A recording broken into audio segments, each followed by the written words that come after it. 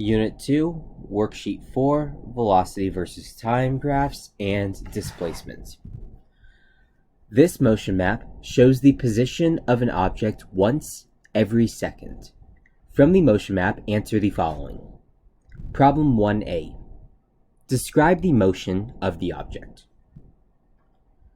What we have up here in our motion map, every single dot that we have over here is going to be representing 1 single second of time. Every single second has a change in time equal to 1 second. On our motion maps, wherever we are starting off at, that's going to be our initial time of 0 seconds. So every single dot after that is going to be 1 additional second. So we go from 0 seconds all the way up to 5 seconds. So when we are describing the motion of an object, it's a good idea to describe where the object starts. The object starts at 0 seconds at a position of 0 meters. Then it looks like the object is going to travel to the right for 1, 2, 3, 4, 5 seconds to get to a position of 10 meters.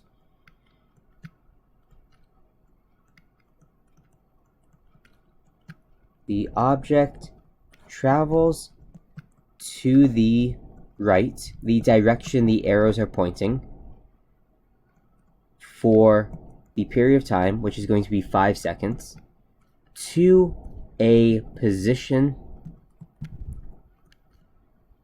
of 10 meters. Now, when we say the object travels to the right for 5 seconds to a position of 10 meters, there's one other thing that we can do to clarify this. When we're clarifying this, we can see that each one of these arrows is going to be of the same length.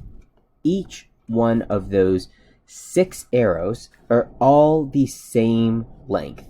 They're all pointing in the same direction. So one thing that we can be adding underneath this first clarification is the object is traveling at a constant velocity. And one thing that we can actually do is we can calculate the velocity. Velocity is calculated as a change in position over a period of time. It looks like every 1 second, the object travels to the right a position of 2 meters for that change in position. So our constant velocity to the right is positive 2 meters every 1 second of travel. Problem 1b represents the motion with a quantitative position versus time graph. So we're going to take that motion map from problem 1 at the very beginning, even before 1a, and we're going to represent that on this quantitative position versus time graph. When it says quantitative, what it means is we need to assign numbers to this. This is going to have a title of x versus t for our position versus time. Now, it looks like our axes labels of position measured in meters over here on the y-axis, position, our variable, with the units of measure meters, are really, really close to the axis.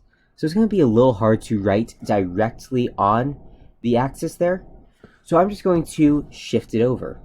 Now I'm counting 6 boxes going up, but I travel a total distance of 10 meters, and that will go from 0 meter position all the way up to a final position of 10 meters.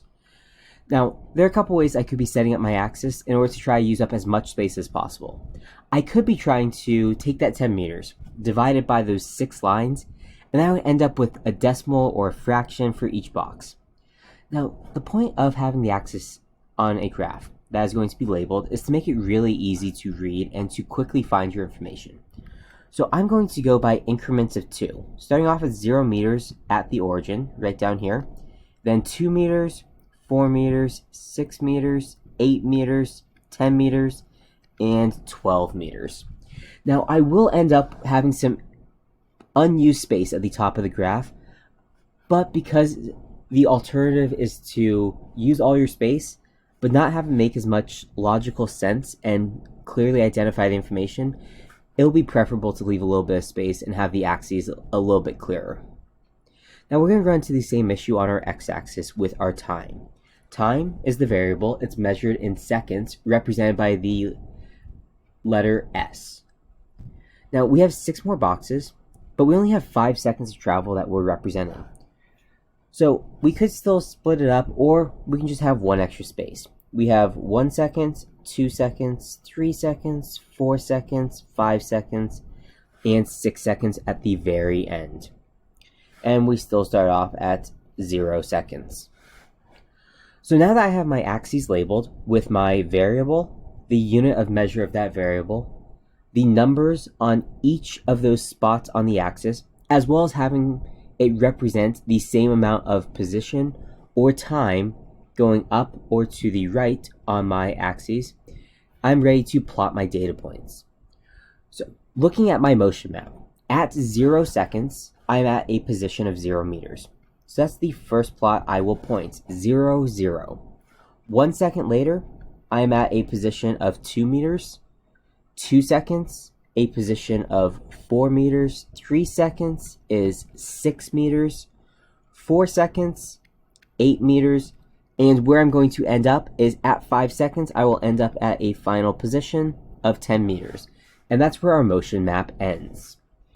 Now, I'm going to represent this graph and show it by connecting the dots, connecting all of those data points. If I have it with a line of best fit in this case, or just connecting the data points, it looks like we're going to have one constant slope the entire period of time. And for my lines, I'm just connecting the data points right now because from our motion map, we can only definitively quantify the position from 0 to 5 seconds. But one thing I did when I connected those dots is it made my data points a little hard to see. So I'm going to circle each one of my data points and put on these point protectors in order to make it a little bit easier to see my data points. 1C. Represent the motion with a quantitative velocity versus time graph.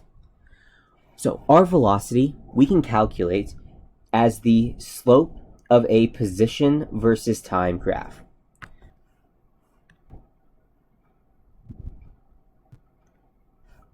So if our velocity is equal to the slope of a position versus time graph, we can calculate that by figuring out the slope of that line.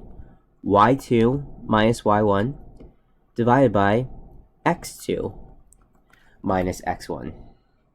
Now I'm going to choose any of those 2 points in the region where my slope is constant.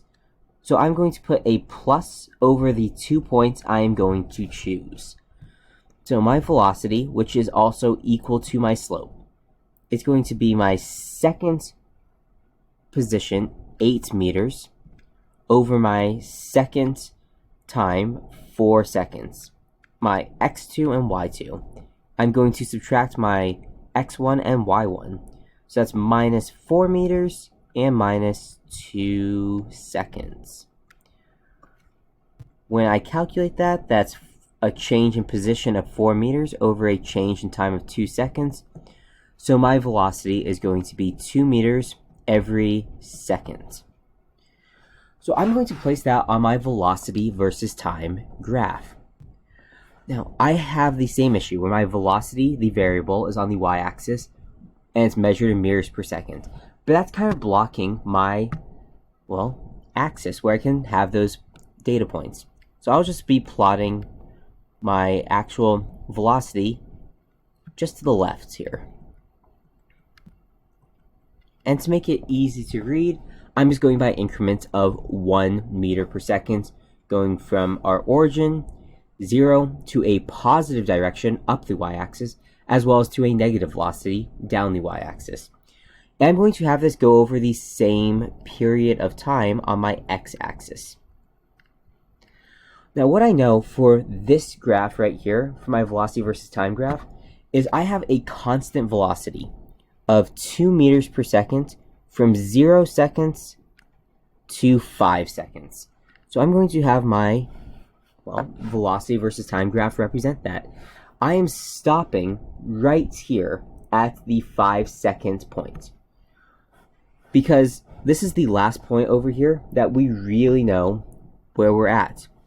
At 5 seconds, it's still traveling at that 2 meters per second, but we were told on our motion map that is the point at which our motion map ends, so we don't know if that trend is going to continue. The last thing I need to do in order to make this graph a graph full of proper elements, the axes labels, the data, the line, is to include a title. This is our velocity versus time graph. I'm representing that with our one-letter variables for velocity, a lowercase v, and time, a lowercase t. 1D. Write a mathematical expression that represents the relationship between position and time. So a mathematical expression that represents your two variables will often be y equals mx plus b, that format. But we want to write this in real-world terms in order for it to make sense. So instead of y, we are going to write down what's on our y-axis. On our y-axis is our position. Position is equal to the slope of that line, which we calculated as 2 meters per second.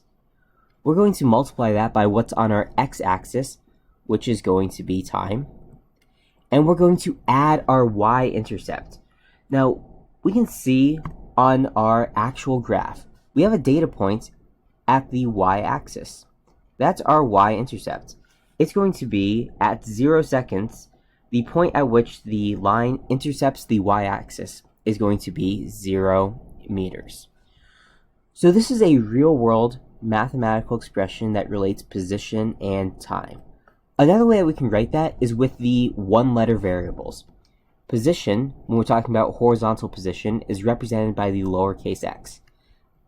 Horizontal position, x, is equal to our slope 2 meters per second, times our one-letter variable for time, which is a lowercase t, plus our starting position of 0 meters.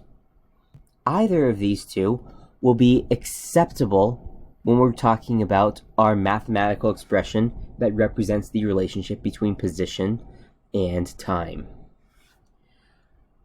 1e. From the position time graph, find the displacement from time of 1 second to time of 3 seconds. This term right here, displacement. Displacement is another way of saying the change in position. So our change in position. At 3 seconds, our position at 3 seconds, we'll take away our position at 1 second. At 3 seconds, from our position versus time graph in problem 1b, we can see that we had a position of 6 meters. And we're going to subtract our starting position in that case, which is our position at 1 second. At 1 second, we had a position of 2 meters. So our change in position from 1 second to 3 seconds is going to be 4 meters. Now, 1f. Find the area under the velocity time graph from a time of 1 second to a time of 3 seconds. What are the units of this area? Describe what this area represents. So we're looking at the region under our velocity versus time graph from 1 second here to 3 seconds here. So these 4 boxes are going to be the area that we're trying to solve for. So for those 4 boxes,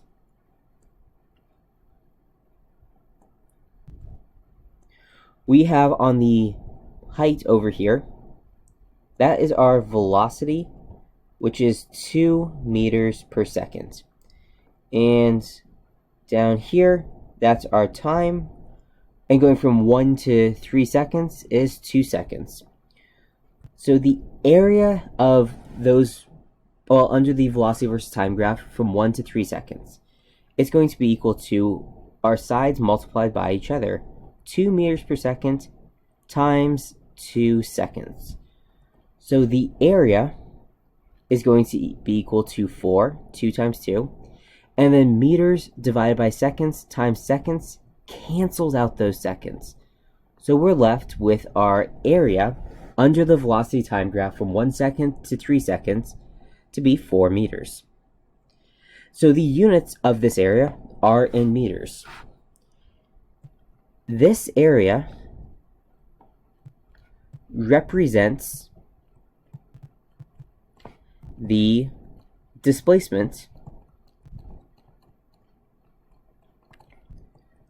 from a time of 1 second to a time of 3 seconds, which is the same thing that we calculated in 1e. Our change in position, the displacement was 4 meters from 1 to 3 seconds. The area of our velocity versus time graph, so that area underneath the curve from 1 to 3 seconds, was also 4 meters. So the area under the velocity time graph represents the displacement during that period of time.